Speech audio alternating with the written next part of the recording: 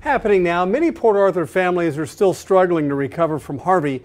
Some say a nonprofit called Help I'm Hurting is causing them added pain. Yeah, the group received monetary donations and supplies to help Harvey victims rebuild. But tonight, many of those who registered for aid tell us they're still waiting. KFTM's Angel San Juan is investigating and joins us in the studio. And Angel, how did this come to your attention? Well, guys, it was the summer of last year when the group Help I'm Hurting tried to become the official long-term recovery group for Jefferson County. But two commissioners, Michael Senegal and Bo Alfred, raised objections. They said they'd heard some of the group's board members were resigning, upset that Help I'm Hurting was paying a salary to its executive director while many Harvey victims were waiting for help. Nobody has ponies at parties these days. The Hernandezes give new meaning to the term close-knit family. Esmeralda says she, her husband, and 3 children, 10 to 17-year-olds, have lived in this small Nederland trailer since Harvey destroyed their Port Arthur home. This is what's left of their house on Highland. The trailer they now call home has a bed in the living room because all of their possessions are crammed everywhere else. We're not invited. Sob, sob. Still, Esmeralda is doing the best she can to provide a normal life for her children.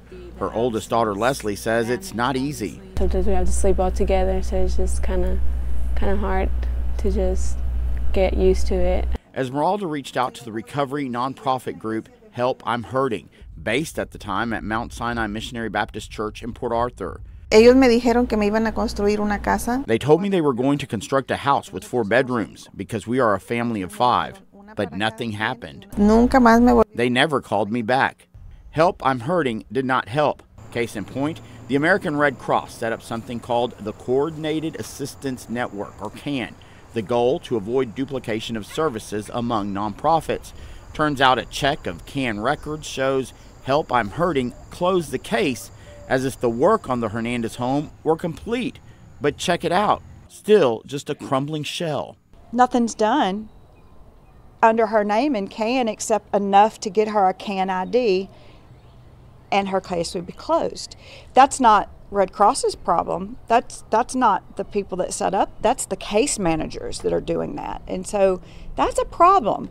Autumn Brown is the founder and executive director of the Southeast Texas Civilian Task Force, another recovery group that has rebuilt 3 homes in Jefferson County and has another 30 on the nonprofit's to-do list.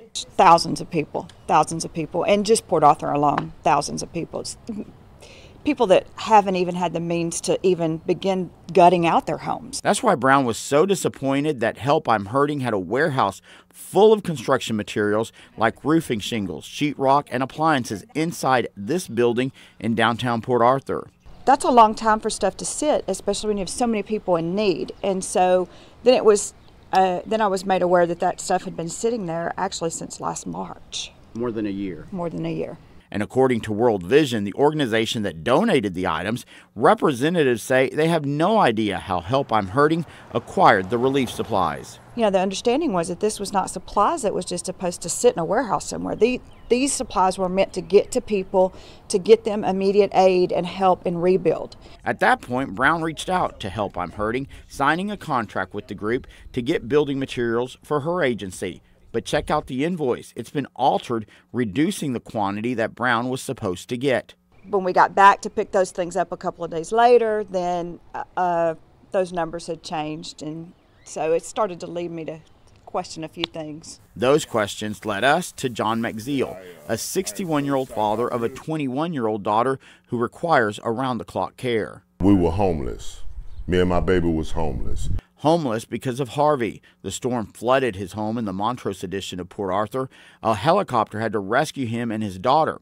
These are pictures of that rescue. But more than a year and a half later, they have not been able to move back into their house. I'm sleeping in a recliner. I don't know what it is, but you know, I would be so elated to come into my home, and sleep in a bed again, to have my daughter in her home, where she was raised at. And just like the Hernandez family, McZeal received a promise from Help I'm Hurting to rebuild his house. The group gutted the home, making it worse, and never returned. In fact, the people that was employed there is no longer there. And you know, you call a number and you don't get a response. Help I'm Hurting's executive director is Cheryl Brewer. We first interviewed her in June of last year. She was touting the group's work. We're busy bees. We have a lot of cases that we are working. We have probably about 7,000 cases that we are working. But when the complaints started surfacing, I was raised that your word is your bond. finding Brewer became a challenge. We called her cell phone. User busy again. A worker told us she's no longer in town, so we went to the church, Mount Sinai, where Help I'm Hurting was based. No luck. But we did find coolers, ladders, wheelbarrows, and other materials exposed outside.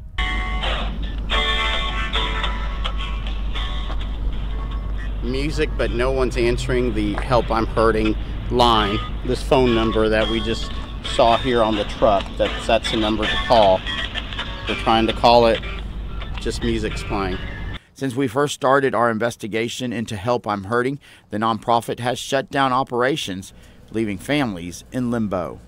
Not a great feeling because we were depending on them to help us rebuild the house, but then it did not end up happening, so now we're here, crowded. Late this evening, we heard from Mount Sinai Pastor Randy Vaughn, who started Help I'm Hurting. He told us he has not done anybody an injustice. He says the group has helped 700 to 1,000 homeowners. Pastor Vaughn says Help I'm Hurting has taken a hit because it follows the rules and laws, but he claims the group has been victimized by jealousy and envy in the community. And Vaughn says the program had to shut down because the Texas Workforce Commission was ending a program that provided caseworkers for Help I'm Hurting, and without that program, there would be no staff. Now, we do have good news to pass along. The Southeast Texas Civilian Task Force is looking at rebuilding the houses of both the Hernandez and McZeal families. Guys. All right.